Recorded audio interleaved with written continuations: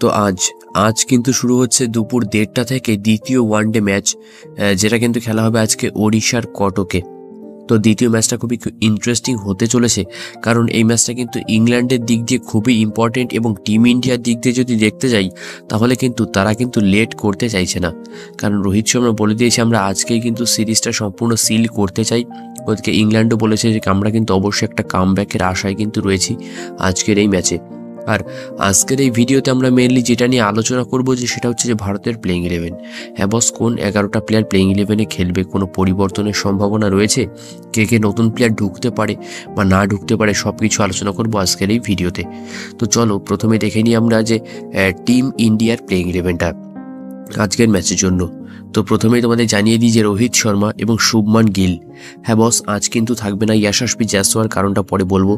যে রোহিত শর্মা এবং শুভমান গিল, বিরাট কোহলি, শ্রেয়াস আইয়ার, ঋষভ পান্থ, হার্দিক পান্ডিয়া, রবীন্দ্র জাডেজা, অক্ষর পটেল, কুলদীপ যাদব, হর্ষিত রানা এবং আর্শদীপ সিং।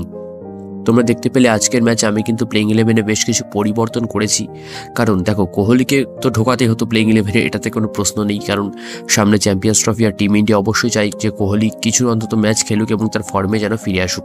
তো বিরাট কোহলিকে প্রথমে ঢোকানো হয়েছে, আমি আমার মতে এটা প্লেইং 11টা বানিয়েছি। তো সেকেন্ড যে প্লেয়ারকে ঢুকিয়েছি সেটা হচ্ছে ঋষভ পান্থ এবং থার্ড হচ্ছে আর্শদীপ সিং, কারণ আমরা প্রত্যেকেই জানি ঋষভ পান্থের যা পোটেনশিয়াল, সে কিন্তু ইজিলি সিঙ্গেল হ্যান্ডেললি কিন্তু ম্যাচ বের করে দেওয়ার ক্ষমতা রাখে। সেই জন্য ঋষভ পান্থকেও কিন্তু চ্যাম্পিয়ন্স ট্রফির আগে একবার ঝালিয়ে নেওয়া দরকার। তো ঋষভ পান্থকে অবশ্যই প্লেইং 11-এ রেখেছি, সঙ্গে আর্শদীপ সিং, তাকে বস ভুলে গেলে চলবে না, সে কিন্তু বলতে পারো সেকেন্ড লিডিং বোলার কিন্তু টিম ইন্ডিয়ার জন্য চ্যাম্পিয়ন্স ট্রফিতে। তো সেটাকে মাথায় রেখে তাকেও কিন্তু ঝালিয়ে নেওয়া দরকার। তো সেই জন্য কিন্তু আমার মনে হয় আজকের ম্যাচে আর্শদীপ সিংও খেলবে। তো সব মিলিয়ে এটাই ছিল টিম ইন্ডিয়ার প্লেইং 11।